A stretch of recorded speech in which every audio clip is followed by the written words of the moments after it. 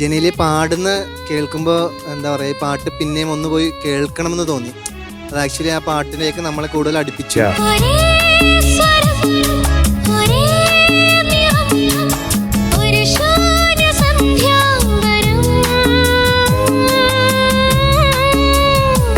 ഒരുപാട് ആഹാ മൂമെന്റ്സ് ഉണ്ടായിരുന്നു പാട്ടിലൊക്കെ പാടിയത്.